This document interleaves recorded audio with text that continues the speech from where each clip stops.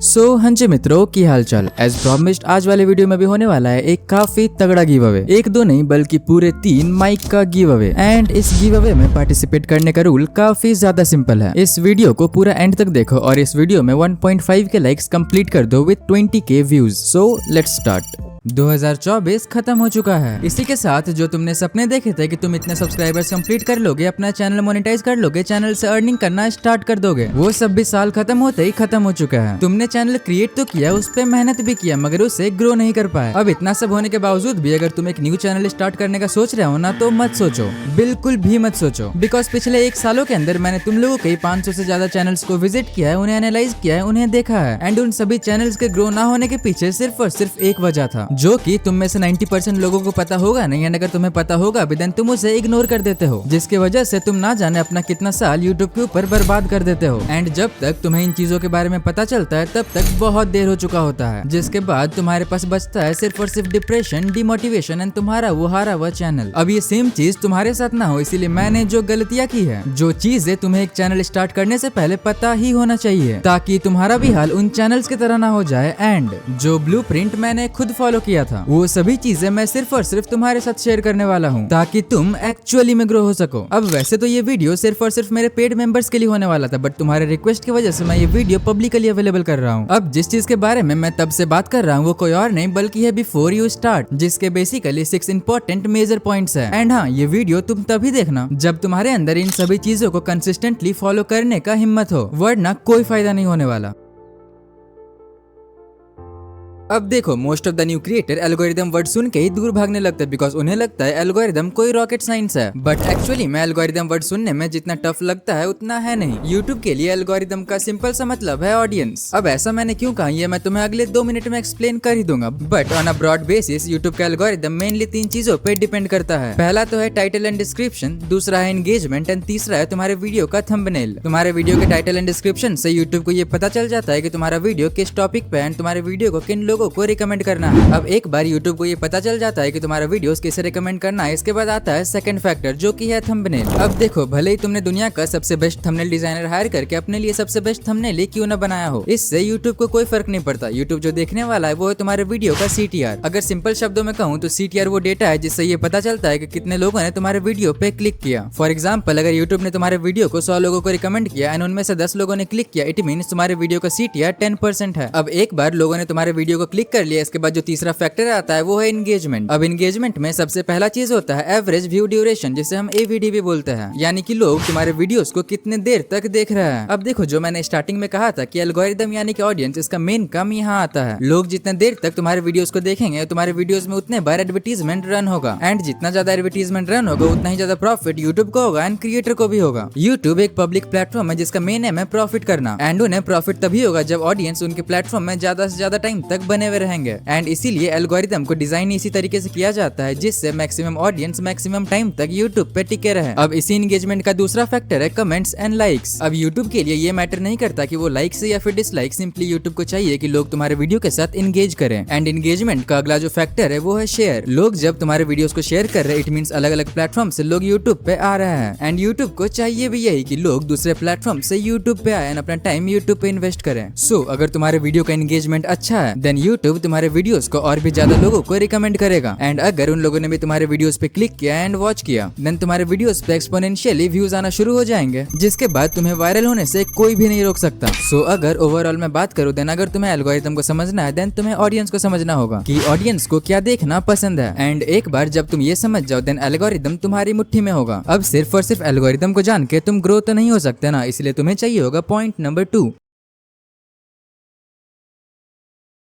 अब देखो, एल्गोरिदम कैसे वर्क करता है इसका बेसिक आइडिया तो तुम्हें पता चल गया, बट एक चैनल स्टार्ट करने से पहले जो सबसे इंपॉर्टेंट डिसीजन होता है वो ये होता है कि तुम्हारा चैनल किस नीच पे होगा। अब ये चीज इतना इंपॉर्टेंट किस लिए है वो मैं तुम्हें एक एग्जांपल से समझाता हूँ। अगर तुम्हारे सामने मैं कैरी मिनाटी का नाम लूं, देन तुम्हारे दिमाग में सबसे पहले क्या आएगा? Definitely roasting. एंड यही अगर मैं सौरभ जोशी का नाम लूं, देन तुम्हारे दिमाग में आएगा व्लॉगिंग। नाउ इमेजिन करो कि कैरी मिनाटी व्लॉगिंग कर रहा है, सौरभ जोशी रोस्टिंग। तुम इस चीज को हजम ही नहीं कर पाओगे, एंड ऐसा इसीलिए हो पा रहा है बिकॉज ऑफ देयर नीच सिलेक्शन। अगर तुम्हें एक्चुअली में ग्रो होना है देन तुम्हें एक ऐसा नीच चुनना होगा जिस नीच पे तुम्हारा एक्चुअली में इंटरेस्ट हो, जो करने में तुम्हें मजा आता हो, या तो फ्री टाइम में जो तुम करना पसंद करते हो। एंड ये इंटरेस्ट या फिर पैशन कुछ भी हो सकता है, चाहे वो मूवीज देखना हो, गेम्स खेलना हो या फिर कुछ भी। अब एक बार तुमने अपने पैशन के अकॉर्डिंग एक परफेक्ट नीच सिलेक्ट कर लिया, देन इसके बाद तुम्हें अपने नीच के ऊपर अच्छे से रिसर्च करना है। सबसे पहले तुम ये चेक करो कि तुम्हारे नीच पे और कौन कौन से क्रिएटर टॉप पे बैठे हुए हैं, वो किस टाइप का कंटेंट बना रहा है, अभी उस नीच पे क्या ट्रेंडिंग में है, एंड उस नीच पे तुम क्या यूनिक कर सकते हो। अब एक बार तुमने ये सब फिगर आउट कर भी लिया, देन इसके बाद जो अगला स्टेप आता है उसे तुम चाह कर भी इग्नोर कर ही नहीं सकते। जिसका होना किसी को पसंद तो नहीं है, बट अगर वो ना हो देन इनोवेशन ही नहीं हो पाएगा। यस, मैं बात कर रहा हूँ कंपटीशन की।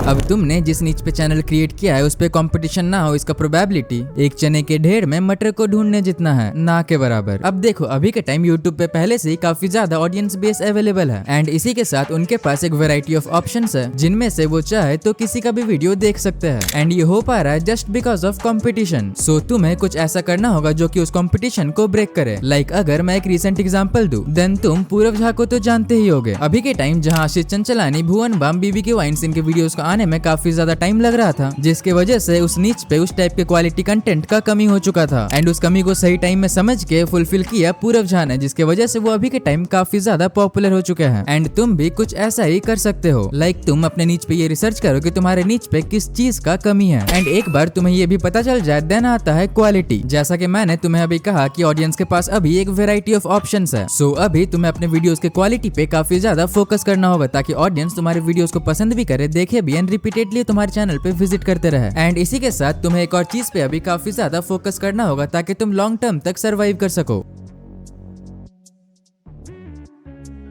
मैं बात कर रहा हूँ एक यूनिक आइडेंटिटी, एक ब्रांड, एक फेस वैल्यू बनाने की, ताकि लोग ना कि सिर्फ और सिर्फ तुम्हारे एक वीडियो को जाने, बल्कि तुम्हारे उस वीडियो की वजह से तुम्हारे चैनल एंड तुम्हें भी जाने। अब अगर एकदम सिंपल शब्दों में कहूँ तो आइडेंटिटी तुम्हारे चैनल का वो फेस है जिससे तुम्हारा चैनल जाना जाएगा। अब ये यूनिक आइडेंटिटी कुछ भी हो सकता है, फिर चाहे वो तुम्हारा फेस हो या फिर कोई एनिमेटेड कैरेक्टर, तुम्हारे वॉइस ओवर करने का यूनिक तरीका लाइक अज्जू भाई, या फिर तुम्हारे वीडियोस का extremely different presentation like magnet media. And तुम्हें इस आइडेंटिटी को एक लंबे टाइम तक अच्छे से मेंटेन करके चलना होगा ताकि फ्यूचर में तुम काफी अच्छे एंड काफी बड़े बड़े कोलैबोरेशंस कर सको, बिकॉज कंपनी सिर्फ और सिर्फ तुम्हारा ब्रांड एंड तुम्हारा आइडेंटिटी सबसे पहले देखते हैं। एंड इन सभी के बाद आता है सबसे इंपॉर्टेंट फैक्टर, तुम्हारा फर्स्ट वीडियो। अब देखो, किसी भी चैनल का फर्स्ट वीडियो कितना ज्यादा इंपॉर्टेंट होता है वो मैं तुम्हें सिर्फ और सिर्फ एक एग्जांपल से एक्सप्लेन कर दूंगा। तुम डिकोडिंग YT, ट्यूब सेंसई, क्रियाव्यू, यहाँ तक कि सकलीन खान को तो जानते ही होगे। एंड अगर मैं पूछूं क्यों, so just because of their first video, because उनके फर्स्ट वीडियो से पहले तुम्हें ये पता ही नहीं था कि वो लोग एग्जिस्ट भी करते हैं। सो आखिर उन्होंने अपने फर्स्ट वीडियो में ऐसा क्या किया कि उनका फर्स्ट वीडियो इतना ज्यादा वायरल चला गया। एंड इसका आंसर काफी ज्यादा सिंपल है, जो कि ये following demand along with the trend. Like अगर मैं बात करूं सकलीन खान की, सो जिस टाइम इन्होंने अपना फर्स्ट वीडियो अपलोड किया था उस वक्त नीट का पेपर स्कैम काफी ज्यादा ट्रेंडिंग टॉपिक था, बट इसी सेम टॉपिक पे ऑलरेडी काफी सारे लोग वीडियोस बना ही रहे थे। सो इन्होंने सिर्फ और सिर्फ नीट स्कैम को ही नहीं बल्कि पूरे एजुकेशन सिस्टम को ही टारगेट करके एक वीडियो बना दिया, जिससे उन्हें ट्रेंड का तो फायदा हुआ ही, साथ ही उनका वीडियोस और भी लोगों को रिकमेंड हुआ, बिकॉज उनका वीडियो अब सिर्फ और सिर्फ एक नीट स्कैम वीडियो रहा ही नहीं। एंड ऐसा ही तुम्हें भी करना है। तुम सबसे पहले ये फाइंड आउट करो कि तुम्हारे नीच पे ऑडियंस अभी किस चीज को लेकर डिमांड कर रही है। अब इस डिमांड को पता करने का काफी सिंपल सा सोल्यूशन है। सिंपली तुम्हारे नीच के जो टॉप क्रिएटर्स है उनके कम्युनिटी पोस्ट में जाओ, कमेंट सेक्शन में जाओ, उनके लाइव चैट्स को देखो, एंड उससे तुम्हें आइडिया लग जाएगा कि ऑडियंस अभी किस चीज का डिमांड कर रही है। एंड एक बार तुम्हें डिमांड पता चल जाए उसके बाद तुम चेक करो कि अभी तुम्हारे नीच पे क्या ट्रेंडिंग पे है। एंड फाइनली जब तुम्हारे पास ये दोनों चीजें आ जाए उसके बाद सिंपली दोनों को मिक्स करो एंड एक वीडियो बना डालो, जहां तुम अपने वीडियोस के अंदर ट्रेंड को यूज करोगे, ना कि उस ट्रेंड के ऊपर वीडियो बनाओगे। एंड अगर तुमने एक अच्छे story telling and video editing के साथ इन सभी चीजों को अच्छी तरीके से अप्लाई किया, देन कोई चांसेस ही नहीं है कि तुम ग्रो ना कर सको। एंड इवेंचुअली ऐसा करने से तुम्हारा खुद का एक ब्रांड वैल्यू भी क्रिएट होगा।